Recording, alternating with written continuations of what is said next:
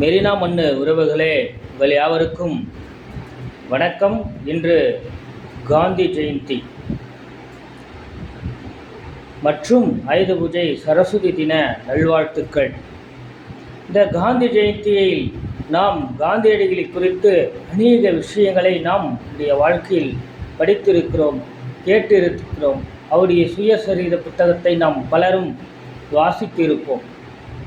ஆனாலும் நம்முடைய வாழ்வில் காந்தியடிகள் நமக்கென்று பல பாடங்களை நமக்கு கொடுத்திருக்கிறார். குறிப்பாக வீரம், கல்வி, கலை, அறிவியல், சமுதாயம், ஒற்றுமை என்ற பல உதாரணங்கள் இந்தியா உலகிற்கு தந்த கொடைகளாய் கருதப்படுகிறது. வீரமும் பண்பாடும் இந்தியாவின் தலை சிறந்த நாகரிகங்களில் ஒன்றாய் கருதப்படுகிறது. ஆனாலும் அதற்கு இணையாக அகிம்சை என்ற ஒரு ஆயுதத்தையும் இந்த இந்தியா இந்த உலகுக்கு கொடுத்த ஒரு நுண்கொடை. ஆம், அந்த வகையில் நம்முடைய காந்தியடிகள் ஆப்பிரிக்காவில் புரட்சி நடந்த பொழுது அதற்கு எதிராக அகிம்சை போராட்டத்தை தொடங்கினார். அவற்றுக்கு அச்சாரமிட்டது அவருடைய மனைவி. அதன் பிறகுதான் அவர் தன்னுடைய அகிம்சை பாதையை தொடங்க ஆரம்பித்தார். அகிம்சை என்ற ஆயுதத்தை எடுக்க ஆரம்பித்தார்.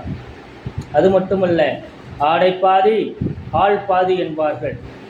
அந்த அறநிறுவான இந்த ஆடையோடு கூட நம்முடைய மகாத்மா காந்தி இந்த உலகத்திற்கு ஏழ்மையான உடல் என்பது ஆடை உடலை மறைப்பதற்கு மட்டும்தான், அது ஆடம்பரத்துக்காக இல்லை என்பதை இந்த உலகிற்கு கொண்டு சென்று சேர்க்க அவர் தேர்ந்தெடுத்த இடம் தமிழ்நாடு.